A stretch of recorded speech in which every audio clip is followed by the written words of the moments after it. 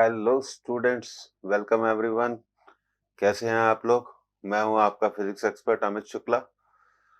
Dear students, आज हम kinematics के लेक्चर 8 पर हैं और अब तक हम 7 लेक्चर्स को कंप्लीट कर चुके हैं। और अगर अब तक आपने इसे लाइक नहीं किया है, लेक्चर्स को शेयर नहीं किया है, सब्सक्राइब नहीं किया है तो जरूर करें। और आज हम देखते हैं कि लेक्चर 8 के कंटेंट्स के बारे में अब हम बात करते हैं student. Lecture 8 contents. Graphs graph बहुत इंपॉर्टेंट है एग्जामिनेशन पॉइंट ऑफ व्यू से, रिलेटेड टू मोशन। आज इस लेक्चर का पार्ट 1 है पोजीशन टाइम ग्राफ। आज हम इसमें डियर स्टूडेंट्स पढ़ेंगे। तो चलिए शुरू करते हैं आज का लेक्चर। अब देखिए, सबसे पहले एक इंपॉर्टेंट बात हम करना चाहते हैं। इससे पहले हम पोजीशन टाइम ग्राफ पढ़ें तो कुछ बेसिक्स ग्राफ हमें पढ़ने चाहिए।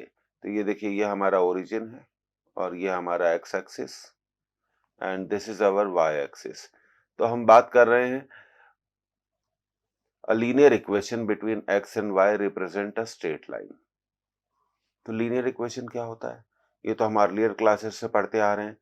ऐसे इक्वेशंस जिनमें x और y की पावर 1 होती है, ऐसे इक्वेशंस को हम लीनियर इक्वेशंस कहते हैं।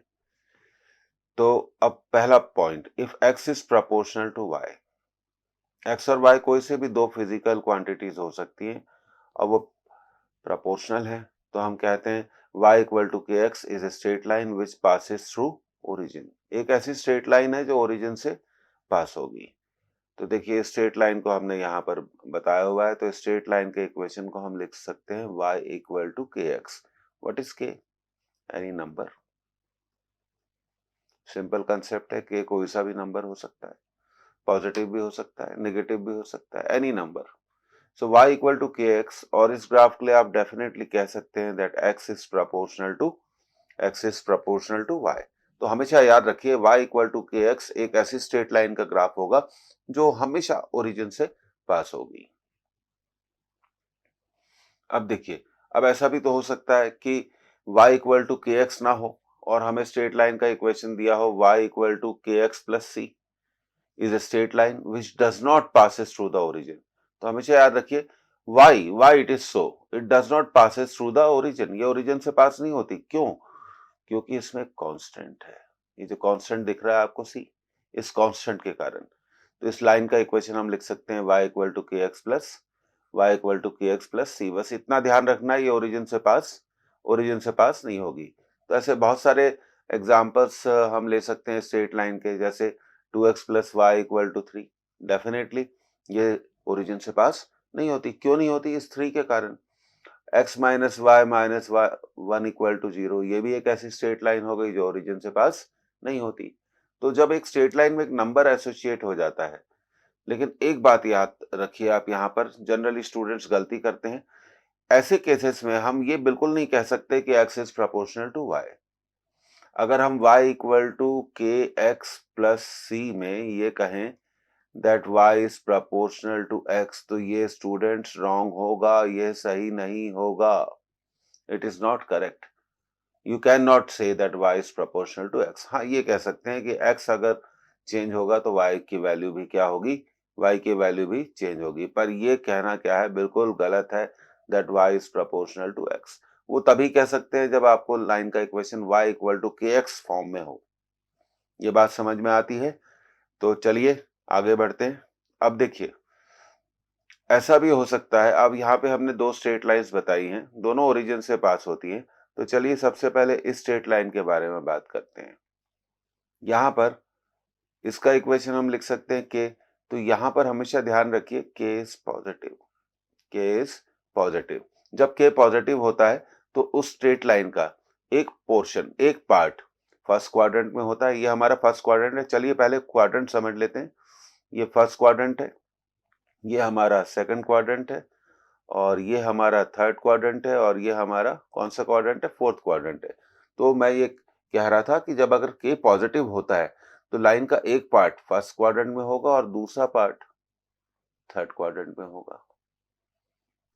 अब दूसरी बात करते हैं, अब दूसरी लाइन के बारे में बात करते हैं। अब जैसे देखिए, यहाँ पर इस लाइन का इक्वेशन भी हम y इक्वल टू के एक्स लिख सकते हैं, पर k क्या है यहाँ पर, नेगेटिव है।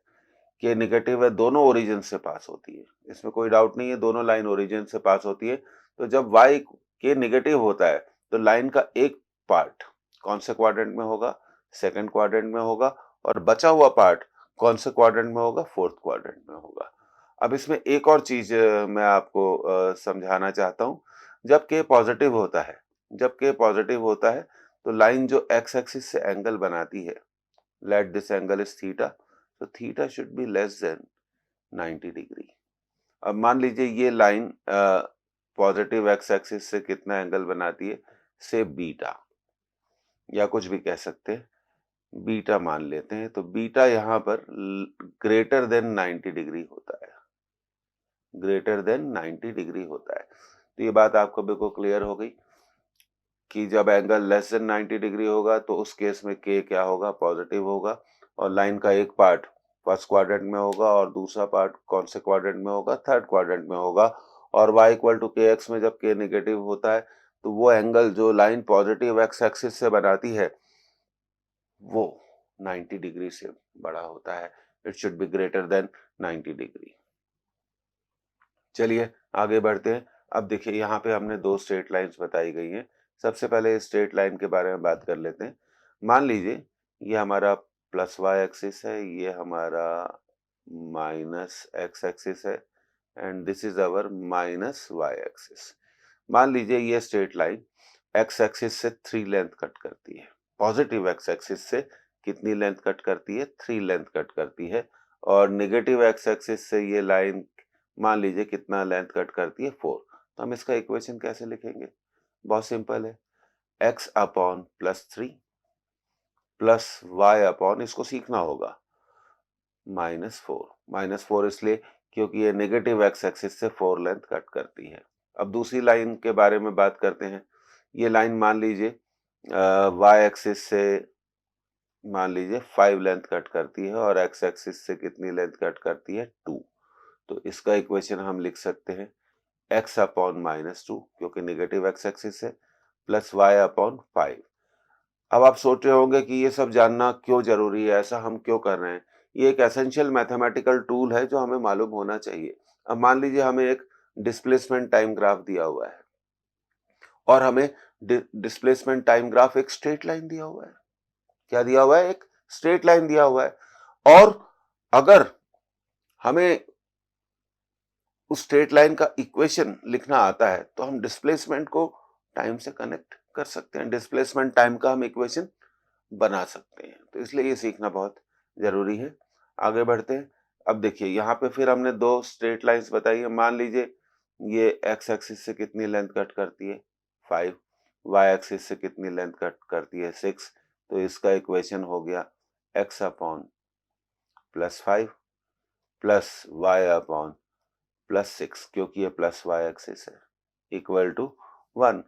अब ये हमारा कौन सा एक्सिस है, माइनस वाई एक्सिस है, और ये हमारा है माइनस एक्स एक्सिस। अब दूसरी लाइन के बारे में बात कर लेते हैं। अब मान लीजिए ये लेंथ एक्स एक्सिस से 4 लेंथ कट करती है और वाई एक्सिस से 3 लेंथ कट करती है। तो इसका इक्वेशन हम क्या लिखेंगे, x अपॉन -4 क्योंकि नेगेटिव एक्स एक्सिस है, प्लस y अपॉन -3 क्योंकि नेगेटिव y एक्सिस है। तो एक ग्राफ आपको दिया हुआ है फिजिक्स में, किन्हीं भी दो वेरिएबल्स के बीच में ग्राफ दिया हुआ होता है, और अगर वो ग्राफ एक स्ट्रेट लाइन है, और अगर आप उस स्ट्रेट लाइन का इक्वेशन लिख सकते हैं, तो आप उन दो वेरिएबल्स के बीच में एक लीनियर रिलेशन को एस्टैब्लिश कर सकते हैं। ये बहुत जरूरी है, आगे चल के आपको इन सब चीजों की इंपॉर्टेंस समझ में आएगी। अब आगे बढ़ते हैं स्टूडेंट। अब देखिए हम बात कर रहे हैं when y is proportional to x square, then x y graph is a parabola.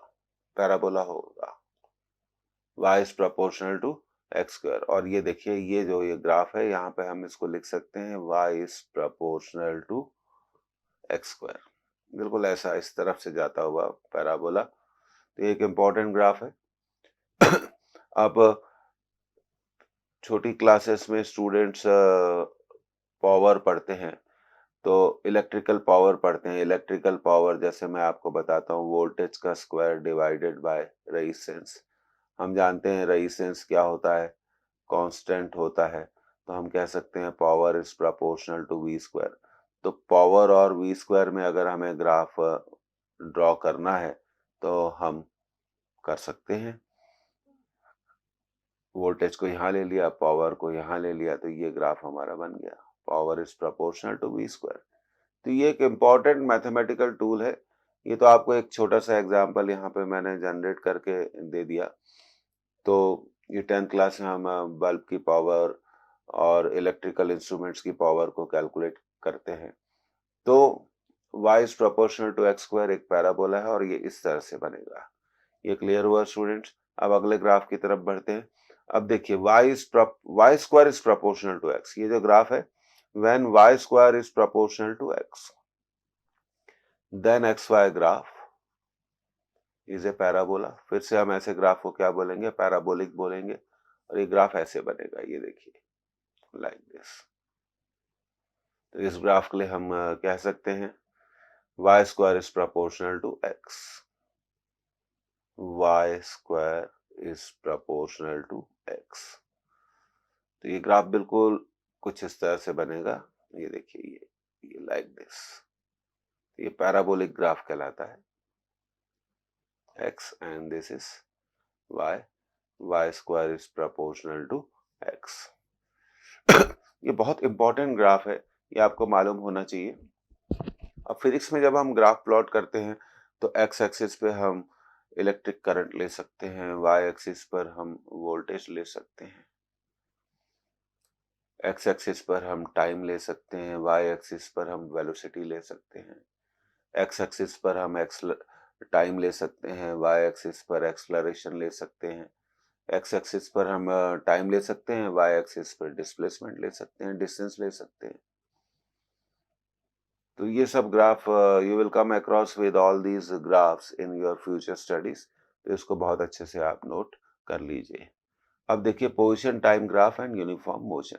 हम बात कर रहे हैं यूनिफॉर्म मोशन की। तो सबसे पहले तो मैं ये बताना चाहता हूँ भाई, यूनिफॉर्म मोशन होता क्या है? When velocity is constant, when speed is constant. फिर से कह रहा हूँ, यूनिफॉर्म मोशन का मतलब होता है when velocity is constant, speed is constant. तो ऐसे मोशन को हम क्या कहते हैं? यूनिफॉर्म। अब यहाँ पे हम 3 केस डिस्कस करेंगे। पहला केस है when object is at rest, object rest में है, इसका मतलब वो अपनी पोजीशन को चेंज नहीं करता। जब ऑब्जेक्ट रेस्ट में होता है तो हम ऐसे ऑब्जेक्ट को क्या कहते हैं? स्टेशनरी ऑब्जेक्ट कहते हैं। कैसा ऑब्जेक्ट कहते हैं? Stationary object is one whose position does not changing with time, time के साथ वो अपनी पोजीशन नहीं बदलता। And therefore its position time graph is a straight line parallel to time axis. एक ऐसी स्ट्रेट लाइन होगा जो पैरेलल टू टाइम एक्सिस होगी। तो यहाँ पे देखिए, बात करते हैं पैरेलल टू टाइम एक्सिस। तो ये हमारा टाइम एक्सिस है और ये हमारा पोजीशन है। एक्स ले सकते हैं, एस ले सकते हैं, और ये हमारा ग्राफ है। So this graph we find that it is parallel to the time axis. ऐसा किस केस में पॉसिबल है? When body is at rest. तो ग्राफ हमेशा पैरेलल टू टाइम एक्सिस बनेगा। ओके स्टूडेंट, आगे बढ़ते हैं। अब देखिए सेकंड केस के बारे में हम बात करते हैं। When object is in motion, position of object is changing with time। ठीक है। Case 2, object is moving with constant speed. देखिए यहाँ पे इंपॉर्टेंट बात है जो हमें नोट करनी चाहिए। वेलोसिटी क्या है? पॉजिटिव है। Velocity is positive. ये देखिए, ये हमारा ग्राफ है, वेलोसिटी इज पॉजिटिव। अब देखिए, ये ग्राफ है जो वेलोसिटी पॉजिटिव है, हमेशा आप याद रखिए, ये टाइम एक्सिस है और ये हमारा डिस्प्लेसमेंट या डिस्टेंस होगा। तो अगर वेलोसिटी पॉजिटिव है तो जो ग्राफ एक हमने स्ट्रेट लाइन ड्रॉ करी जो पैरेलल टू टाइम एक्सिस है। उस स्ट्रेट लाइन से ये ग्राफ एक एंगल थीटा बनाएगा और ये थीटा 90 डिग्री से क्या होगा, छोटा होगा। तो हम कहेंगे वेलोसिटी इज पॉजिटिव। तो ये बात आप जरूर याद रखिए, ये ग्राफ टाइम एक्सिस के साथ एक ऐसा एंगल बनाता है जो एक्यूट एंगल है, जिसकी वैल्यू 90 डिग्री से कम है, तो हम कह सकते हैं वेलोसिटी इज पॉजिटिव। दूसरी बात, पॉजिटिव वेलोसिटी का मतलब क्या है, मैं आपको एक एग्जांपल से एक्सप्लेन करना चाहता हूँ। सारे डिस्टेंस हम डे टू डे लाइफ में अपने घर से मेजर करते हैं। We measure all the distances from our home. अब मान लीजिए आप अपने घर से दूर जा रहे हैं और कांस्टेंट वेलोसिटी से जा रहे हैं, दूर जा रहे हैं, मूविंग अवे, तो वेलोसिटी पॉजिटिव हो गई। वेलोसिटी क्या हो गई, पॉजिटिव हो गई। और अगर आप घर में ही हैं और कहीं पे नहीं जा रहे हैं, you are not going anywhere, तो you are at rest, so your velocity is 0। अब देखिए आगे बढ़ते हैं। When object is moving with negative velocity, अब ये जो सेकंड पॉइंट है, when object is moving with negative velocity, velocity negative है, तो नेगेटिव वेलोसिटी, अभी मैंने आपको जो एग्जांपल दिया उसी एग्जांपल को मैं फिर से बताना चाहता हूँ कि आप अपने घर से दूर जा रहे हैं तो आपकी वेलोसिटी पॉजिटिव है, आप अपने घर की तरफ लौट रहे हैं, you are returning to your home, तो वेलोसिटी क्या होगी, नेगेटिव होगी। ये हमारा टाइम एक्सिस, यह हमारा पोजीशन एक्सिस, और ये ग्राफ जो टाइम एक्सिस से एंगल बनाएगा, इस बात को ध्यान रखो, वो एंगल हमेशा 90 डिग्री से ग्रेटर होगा, तभी हम कह पाएंगे कि वेलोसिटी क्या है, नेगेटिव है। वेलोसिटी क्या है, नेगेटिव है। तो यूनिफॉर्म मोशन के ये तीन केसेस, पहला case when body is at rest, दूसरा case when body is moving with positive velocity, तीसरा case when body is moving with negative velocity. अब देखिए, तो ये बॉडी एट रेस्ट है, वेलोसिटी 0 है, और ये एंगल आपका यहाँ पे हमने मेजर कर दिया, लेस देन 90 डिग्री है, तो वेलोसिटी क्या हो गई, पॉजिटिव। ये हमारा टाइम एक्सिस है, ये हमारा पोजीशन एक्सिस है, और ये देखिए इस केस में वेलोसिटी क्या होगी, नेगेटिव होगी। तो ये पहला केस हो गया, ये दूसरा केस हो गया, और ये हो गया हमारा तीसरा केस। तो अब देखो क्लियर है। तो एक ग्राफ से आप पहचान सकते हैं when body is at rest, when the velocity of body is positive, when the velocity of body is negative. कितना आसान है पहचानना, एक ग्राफ से हम इन सब चीजों को बहुत इजीली पहचान सकते हैं। अब देखिए पोजीशन टाइम ग्राफ की हेल्प से हम हमेशा बॉडी की वेलोसिटी निकाल सकते हैं। अब मान लीजिए यहाँ टाइम कितना है, t है। The position time graph of an object is shown, find the velocity of object। तो निकाल सकते हैं। तो वेलोसिटी ऑफ ऑब्जेक्ट निकालने के लिए हमें एक स्ट्रेट लाइन, ये एक स्ट्रेट लाइन हो गई जो पैरेलल टू टाइम एक्सिस है, ये एंगल थीटा, इस ट्रायंगल को नाम दे देते हैं A, let it is B, let it is C.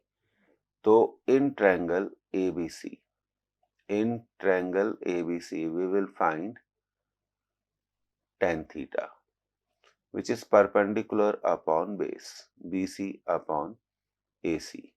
So BC will give us, see the diagram, x2 minus x1, and this will give us t minus 0. So tan theta is called slope. What it is called? Slope of graph. Slope of graph. So slope of graph gives velocity. हमेशा याद रखिए, slope of graph gives the velocity. So velocity is here, again rewriting tan theta equal to x2 minus x1 upon t minus 0. तो आप note कर लीजिए, ये एक बहुत, डियर स्टूडेंट, बहुत इंपॉर्टेंट पॉइंट होगा। By finding the slope by finding the slope of position time graph, position time graph, we get the velocity. We get the velocity. तो बहुत सिंपल कंसेप्ट है, पोजीशन टाइम ग्राफ का slope निकाल लीजिए और जैसे ही आप पोजीशन टाइम ग्राफ का स्लोप निकाल लेंगे तो आपको मिल जाएगा वेलोसिटी। और ये मैं आपको क्लियर करना चाहता हूँ, दिस डिस्टेंस इज x1, इसमें कोई डाउट नहीं होना चाहिए, and this much is x2.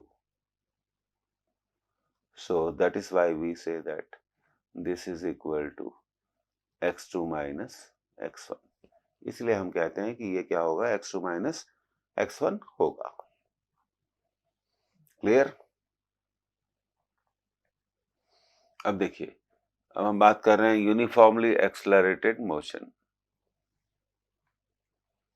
Accelerated motion means body has some acceleration.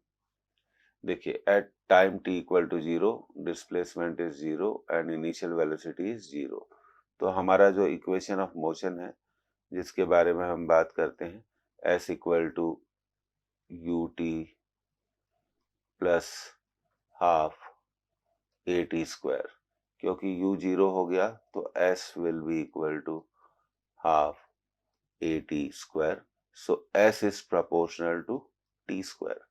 तो t कहाँ पर है, x एक्सिस पर है x स्क्वायर, और s कहाँ पर है, y एक्सिस पे। तो ये ग्राफ बनेगा हमारा y is proportional to x square, या दूसरे वर्ड्स में हम इसको ऐसा भी कह सकते हैं, x square is proportional to y।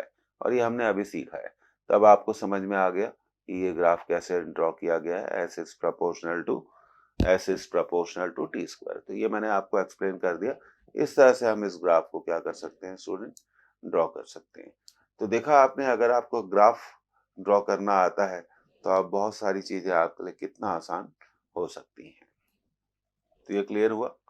तो हमने equation of motion, third equation of motion use किया है, जो हमने प्रीवियस क्लासेस में पढ़ा है। We are very familiar with this equation, s equal to u t plus half a t square.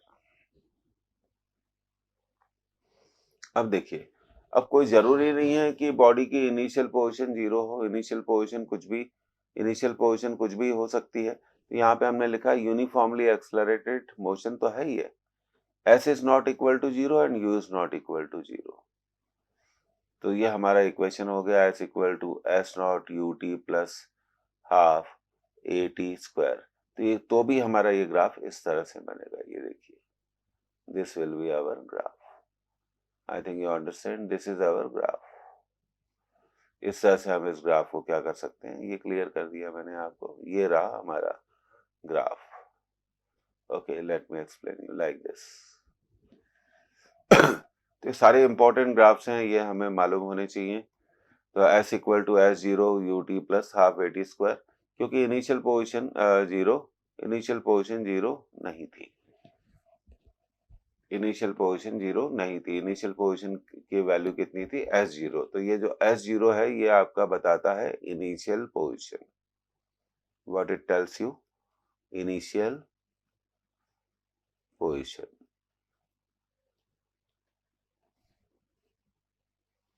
Okay student, अब आगे बढ़ते हैं। ये सारे ग्राफ हैं when body is uniformly accelerated. अब यूनिफॉर्मली एक्सलरेटेड का मीनिंग क्या होता है, acceleration is constant, acceleration is constant, that is said uniformly accelerated motion।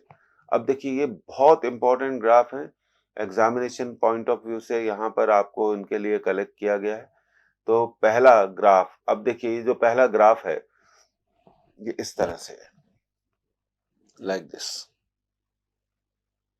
तो इसे हम बोलते हैं concave upward, what we call it, concave upward, concave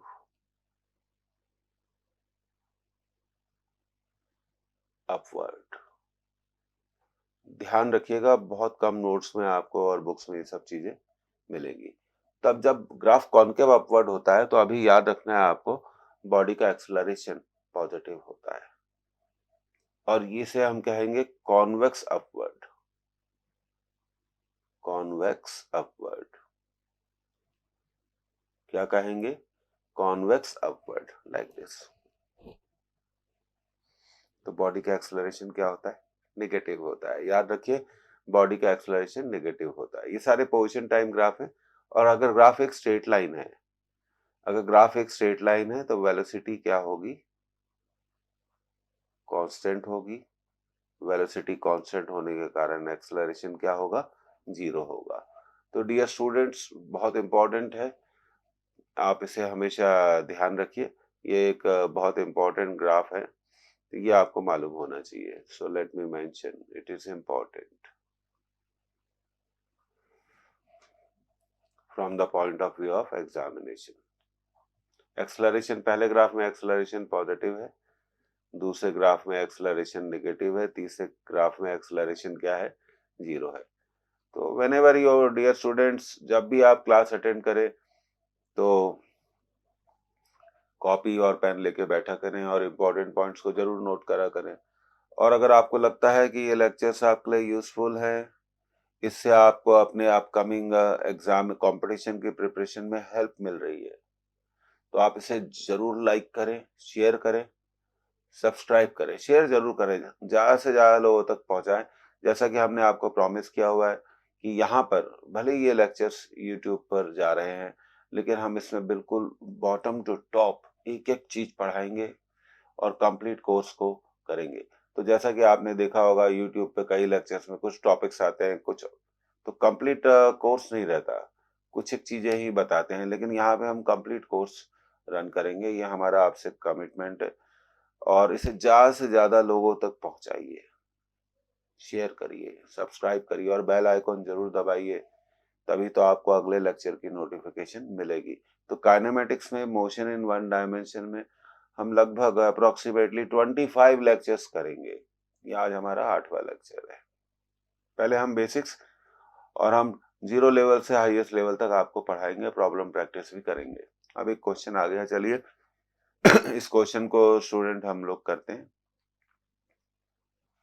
the displacement, अब ये जो क्वेश्चन है इसमें दिया गया है, the displacement time graph of two bodies A and B, one is A and another is B, are OP and OQ। तो ये है हमारा OP और दूसरा ग्राफ है OQ respectively।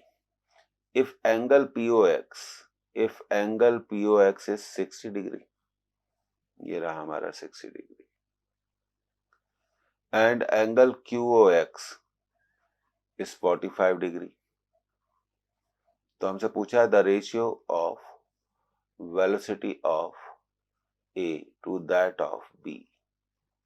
ए और बी की वेलोसिटी का रेशियो हमसे डियर स्टूडेंट्स पूछा गया है। तो हम इस रेशियो को क्यों नहीं निकाल सकते? बिल्कुल निकाल सकते हैं। तो सबसे पहले हम देखेंगे A, this is the graph drawn for A, this is for B. तो सबसे पहले ए का वेलोसिटी हम निकालते हैं एक्स एक्सिस से, टाइम एक्सिस से। तो कितना एंगल बना रहा है? 60 डिग्री। तो वेलोसिटी होगी 1060 डिग्री को आप लिख सकते हैं √3। यहाँ पर टाइम लिया गया है, ये मैं आपको क्लियर कर दूं।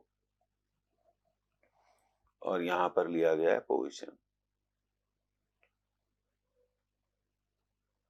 इसमें एक्स और वाई में कंफ्यूज नहीं हो। और ये ग्राफ बी का है, तो अब बी की वेलोसिटी निकाल लेते हैं। तो बी की वेलोसिटी होगी, ये ग्राफ कितना एंगल बनाता है आपका? 45 degree. So we will write, slope निकाल लेंगे 10 45 degree, that is 1। So VA upon VB will be √3:1।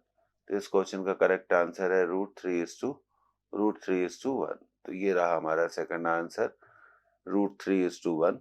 अब हम इस सेकंड आंसर को टिक कर सकते हैं, हम इस सेकंड आंसर को डियर स्टूडेंट टिक कर सकते हैं।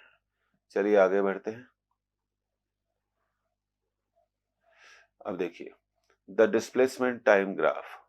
अब ये जो अगला क्वेश्चन है ये भी डिस्प्लेसमेंट टाइम ग्राफ पर है। और the displacement time graph of a moving particle is shown in figure, the instantaneous velocity of the particle is negative at the point.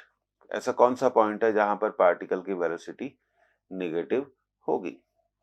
तो इसको निकालना स्टूडेंट आसान है, हमें स्लोप निकालना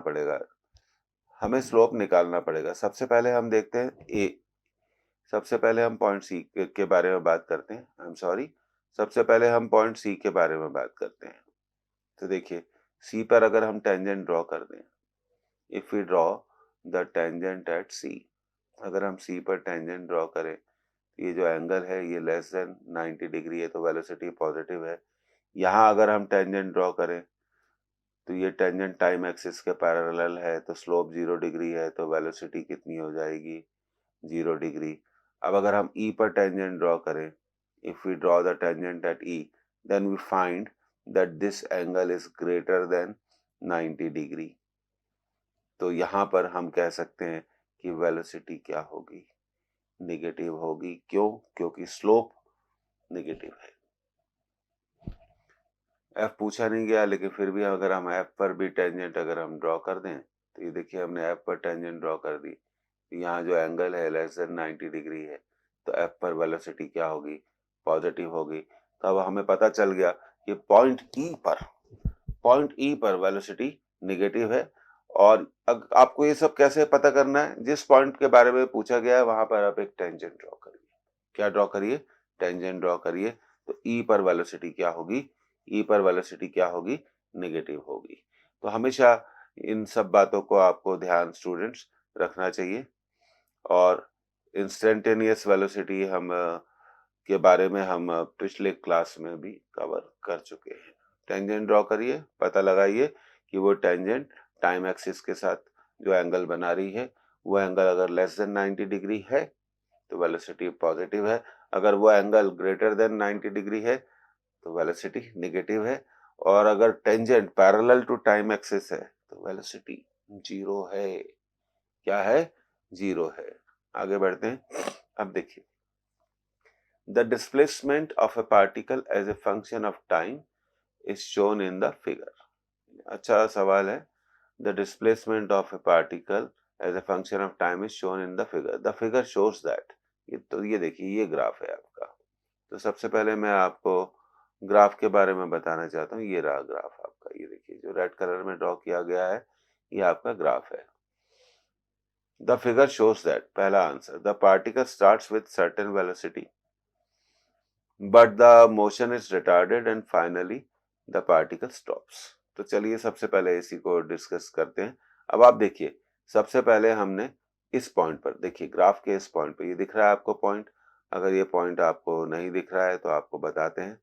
देखिए ग्राफ के इस पॉइंट पर, ये रहा पॉइंट हमारा, इस पॉइंट पर हमने टेंजेंट ड्रॉ करी और हमने देखा कि एंगल जो बन रहा है वो क्या है? लेस देन थीटा एंगल बन रहा है। चलिए अब हम इसको ऐसा मान लेते हैं कि कितना एंगल बन रहा है। इंस्टेड ऑफ सेइंग थीटा, तो से it is theta 1। Okay, theta 1।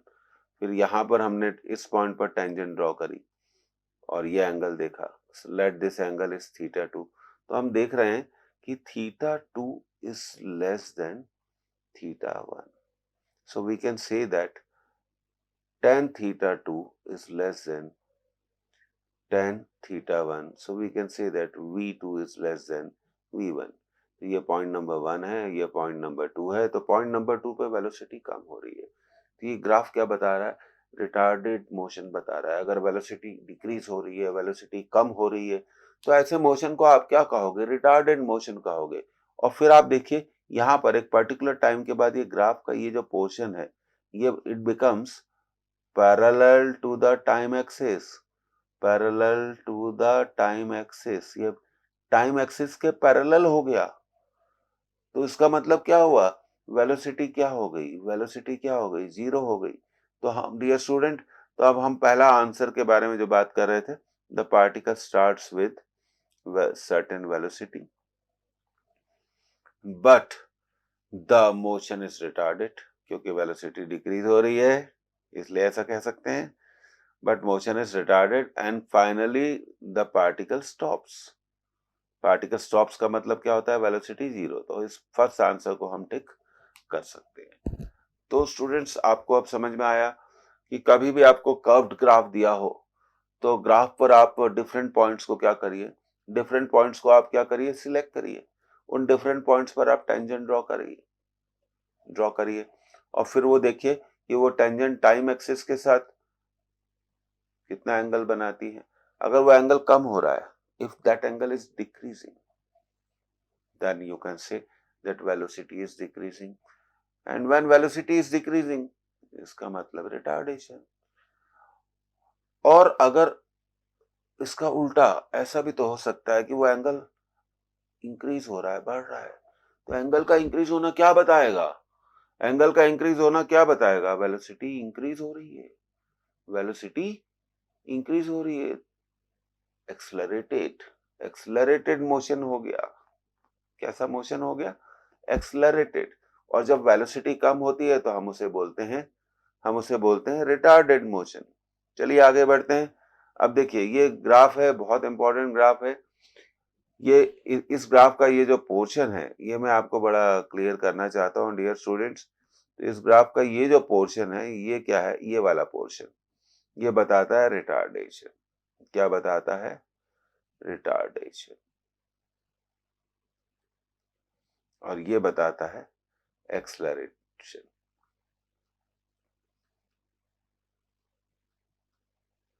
तो इस ग्राफ को आप याद रखिए।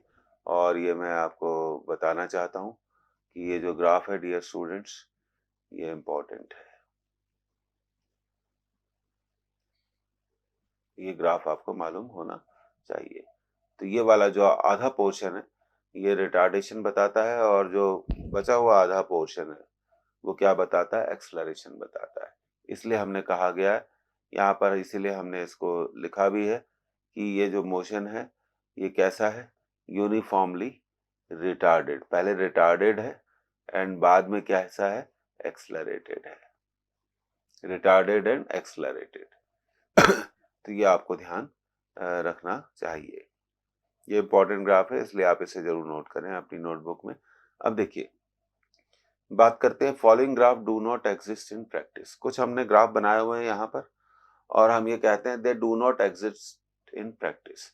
तो इस ग्राफ के बारे में जो आपको दिख रहा है, इसके बारे में बात करते हैं। तो देखिए, एक ही गिवन टाइम पर बॉडी की दो पोजीशन नहीं हो सकती। तो टाइम टी पर ये ग्राफ बता रहा है कि बॉडी की पोजीशन x1 है और टाइम टी पर बॉडी की पोजीशन x2 है। तो हमें लिखना पड़ेगा eight the same time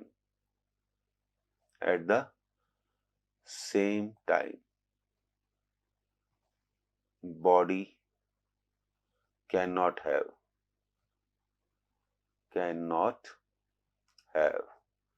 two positions,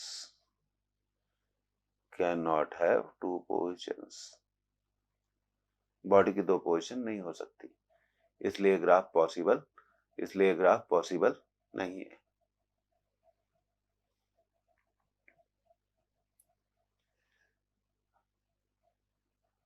और इसका एक शॉर्ट ट्रिक भी है, एक शॉर्ट टेक्निक भी है। एक आप काम कर सकते हैं कि जब भी आपको ग्राफ में ये पता लगाना हो कि ये पॉसिबल है कि नहीं है, तो आप सिर्फ एक छोटा सा काम करिए। एक लाइन ड्रॉ करिए जो टाइम एक्सिस के परपेंडिकुलर है और पोजीशन एक्सिस के पैरेलल है। तो ये देखिए, ये हमने लाइन ड्रॉ कर दी। ये लाइन ग्राफ को कितने पॉइंट्स पर कट कर रही है? 2 पॉइंट पर कट कर रही है। तो ये ग्राफ पॉसिबल नहीं है। एक ऐसी लाइन ड्रॉ करिए, एक सीधी लाइन हमें ड्रॉ करनी चाहिए थी।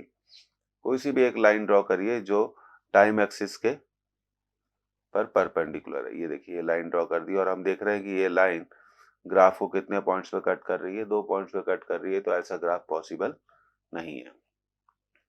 अब आगे बढ़ते हैं। अब ये ग्राफ क्यों पॉसिबल नहीं है, इसके बारे में बात करते हैं। क्योंकि देखिए slope of ST graph can not B infinite. देखिए, ये एंगल कितना हो गया आपका? 90 डिग्री। तो स्लोप क्या होगी?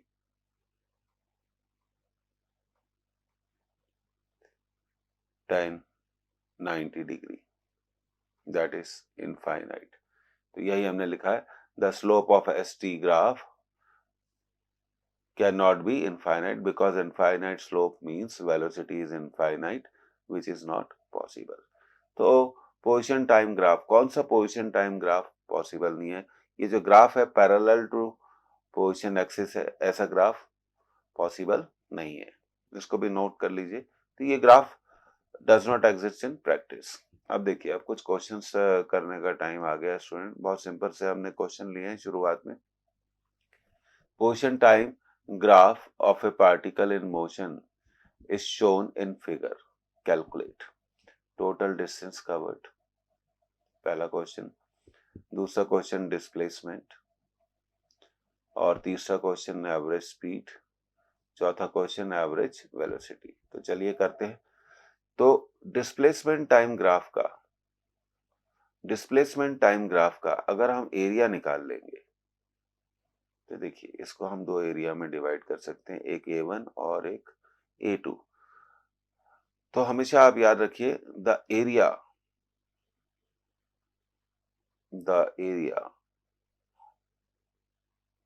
of displacement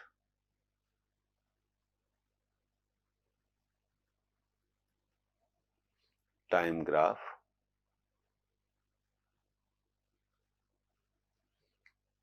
with time axis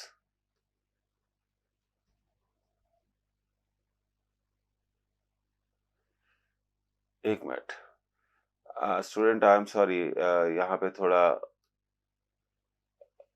mistake हो गया है। तो एरिया नहीं, यहाँ पे ये आपको ये कैलकुलेट करना है टोटल डिस्टेंस कवर्ड। तो ये हम ग्राफ से ही कर सकते हैं, वो हम वेलोसिटी टाइम ग्राफ में करते हैं। I am very sorry for that. तो देखिए, सबसे पहले आप देखिए कि बॉडी की इनिशियल डिस्टेंस कितनी थी? 0।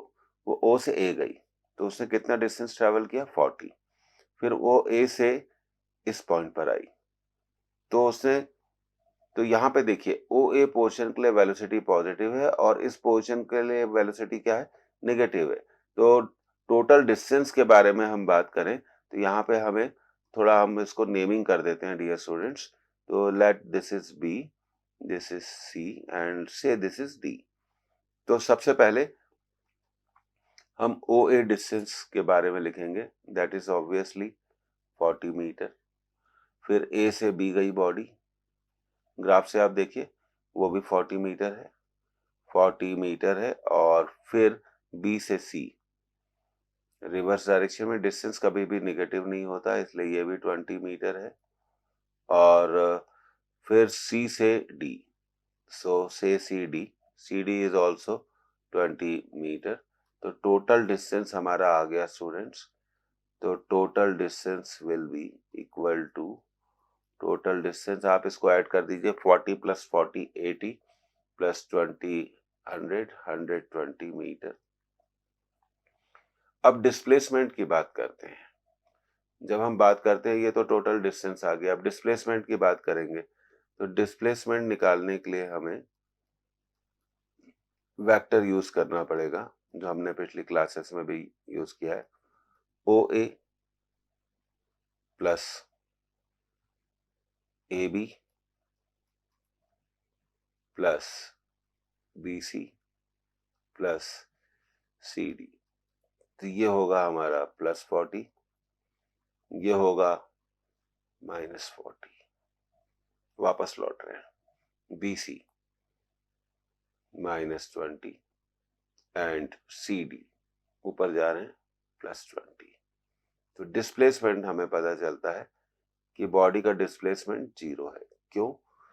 अब देखिए, इनिशियल पोजीशन, बॉडी की इनिशियल पोजीशन क्या थी? इनिशियल पोजीशन थी ओ, 0, और फाइनल पोजीशन भी 0, तो डिस्प्लेसमेंट 0 हो गया। डिस्टेंस कवर्ड हो गया हमारा 120 मीटर, डिस्प्लेसमेंट हो गया 0। अब एवरेज स्पीड के बारे में बात कर रहे हैं, तो एवरेज स्पीड तो हम निकाल सकते हैं, एवरेज स्पीड यहीं पर हम कैलकुलेट कर लेते हैं। तो एवरेज स्पीड निकालने के लिए आपको डिस्टेंस को टाइम से डिवाइड करना पड़ेगा, तो टोटल टाइम तो आपको दिख रहा है कितना है, 6 है, तो 120/6, तो ये आ गया 220 मीटर पर सेकंड स्क्वायर।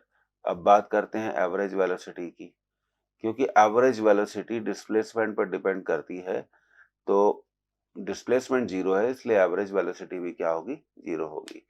तो इस तरह से स्टूडेंट ऐसे क्वेश्चंस को बहुत आसानी से क्या किया जा सकता है, सॉल्व किया जा सकता है। तो जो हम एरिया की बात कर रहे थे, एक्चुअली वो बाय मिस्टेक हो गया था।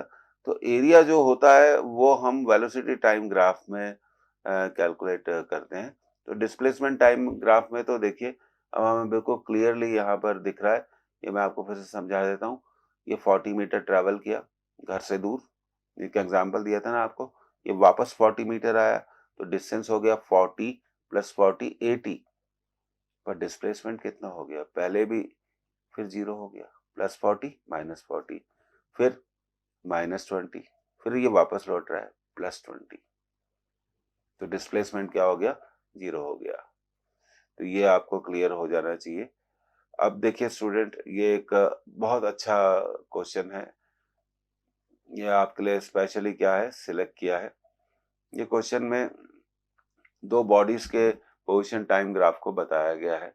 The position time graph for 2 children, एक चिल्ड्रन ए है और दूसरा चिल्ड्रन हमारा क्या है, बी है, रिटर्निंग फ्रॉम देयर स्कूल ओ। तो ये जो ओ है ये स्कूल के पोजीशन बताता है, ये देखिए वो क्या बता रहा है, स्कूल के position, to their homes P and Q.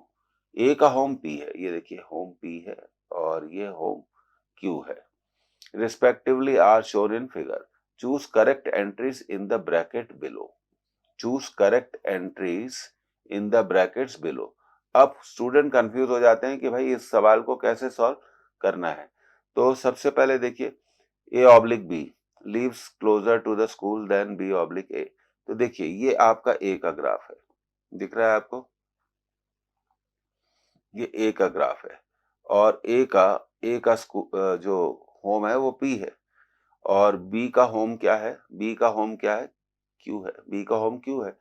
तो ए का होम दिख रहा है आपको, ए का होम स्कूल से पास है और बी का होम स्कूल से, ये देखिए बी का होम स्कूल से क्या है, दूर है। तो यहाँ पे हमें कैसे इसको वर्कआउट करना है ये मैं आपको सिखा देता हूँ। ए लीव्स, इसको हटा दीजिए, closer to the school than B. देखिए अब ये स्टेटमेंट हो गया पूरा clear. A in comparison to B, A का घर बी के घर से ज्यादा पास है स्कूल से। अब सेकंड ऑप्शन पे आते हैं, A oblique B starts from school earlier than B oblique A. तो ये देखिए सबसे पहले इस ये ग्राफ से हमें पता चल रहा है, देखिए ए 0 सेकंड पे स्टार्ट कर रहा है अपने घर पे जाने के लिए, और बी कुछ टाइम के बाद कर रहा है। तो पहले कौन स्टार्ट कर रहा है, ए स्टार्ट कर रहा है, बाद में क्या कर रहा है, बी स्टार्ट कर रहा है। तो ये भी अब हम इसको कह सकते हैं A starts from the school earlier than B. ये देखिए ये आपका स्टेटमेंट कंप्लीट हो गया। अब बात करते हैं स्पीड के बारे में। तो स्पीड निकालने के लिए स्टूडेंट क्या करना पड़ेगा, देखिए बहुत इंपॉर्टेंट बात है, स्लोप निकालना पड़ेगा। Let this angle is θ1, let this angle is θ2। तो डियर स्टूडेंट डिसाइड करो which angle is greater, θ2 is greater than θ1, यहां लिख देते हैं। So we can say that tan θ2 is greater than tan θ1. So we can say that velocity of B is greater than velocity of A. B की velocity A से ज्यादा है। तो अब इसको कैसे करना है, B की velocity A से ज्यादा है, B walks faster than A, B walks faster than A, ये हमारा स्टेटमेंट हो गया, है ना मजेदार question, B walks faster than A। अब देखिए ऑप्शन डी पे, A and B reach home at the same time. देखिए ए जब घर पहुंचता है तो ये टाइम है, ए के घर पहुंचने का टाइम ये रहा आपका, और उसी टाइम पर हम देख रहे हैं कि बी भी घर पहुंच रहा है, तो they reach the home at same time. A oblique B overtakes B oblique A on the road once twice. तो देखिए ओवरटेक, क्रॉस करना। ओवरटेक का क्या मतलब हो गया? क्रॉस करना। तो ये देखिए ये क्रॉसिंग पॉइंट है। ये मैं आपको बताना चाहता हूँ क्रॉसिंग पॉइंट कौन सा है।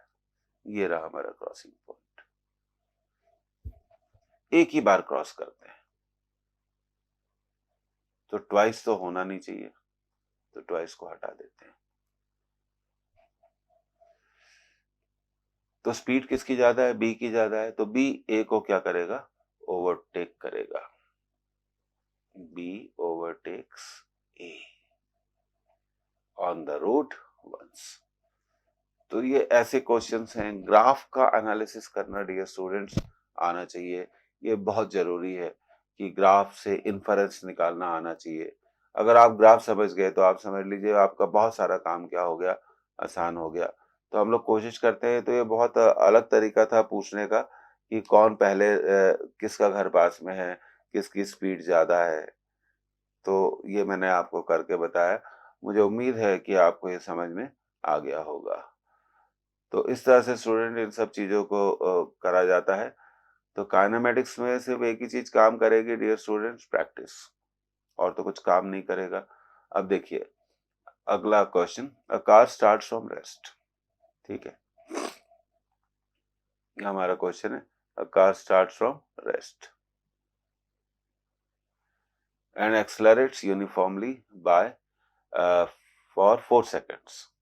तो 4 सेकंड्स के लिए वो यूनिफॉर्मली एक्सेलरेट होती है। कितने सेकंड के लिए? 4 सेकंड के लिए यूनिफॉर्मली एक्सेलरेट होती है।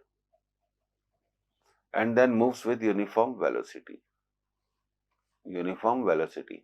Which of the xt graph represent the motion of car? ये देखिए ये रहा हमारा graph. Third is correct answer. क्यों?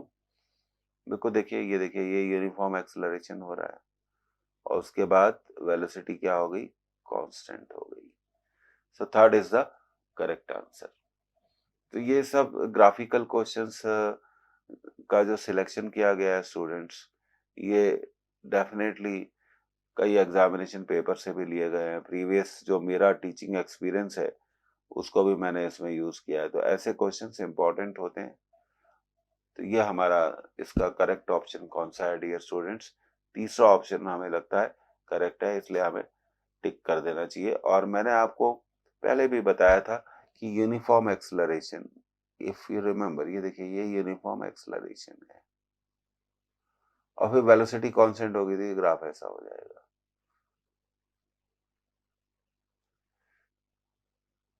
Like that. और वेलोसिटी कांस्टेंट देखिए यहाँ पे एक मिनट, हमें ये डियर स्टूडेंट थोड़ा ये आंसर को चेंज करना पड़ेगा। वेलोसिटी कांस्टेंट हो रही है, जीरो नहीं हो रही। तो ये देखिए थोड़ा हम यहाँ पे लिख देते हैं। तो कई बार एक एजुकेटर से भी गलतियां हो जाती हैं। यहाँ वेलोसिटी क्या हो गई? जीरो। और ये तो हो गया एक्सेलरेशन। अब ये भी हो गया एक्सेलरेशन। ये नहीं हो सकता क्योंकि ये हो गया रिटार्डेशन। रिटार्डेशन, ये रिटार्डेशन है। तो ये वाला जो पोर्शन है ये रिटार्डेशन बता रहा है। तो ये दोनों आंसर तो हमारे नहीं हो सकते, इसलिए हमने इसको टिक कर दिया। अब ये भी आंसर हो सकता है क्योंकि ये बता रहा है हमारा एक्सेलरेशन और ये वेलोसिटी कांस्टेंट। यस। तो ये देखिए फिर हमने यहाँ पे गलती कर दी। हमने क्वेश्चन को मिस रीड किया। तो ये देखिए ये ऐसे गया और उसके बाद ये ऐसे चला गया।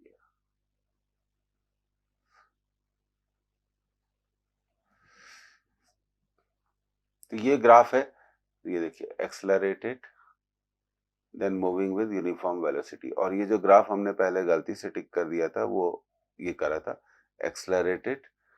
और ये जो ग्राफ हो गया यहाँ वेलोसिटी क्या हो जाएगी? जीरो। तो दो तरह से पूछा जा सकता है। ये पहला ये है accelerated then moves with constant velocity, और ये दूसरा है accelerated and velocity becomes zero. तो ये हमारा आंसर तीसरा भी नहीं होना चाहिए student. Third can not be the answer. The correct answer is the fourth. तो ये देखिए एक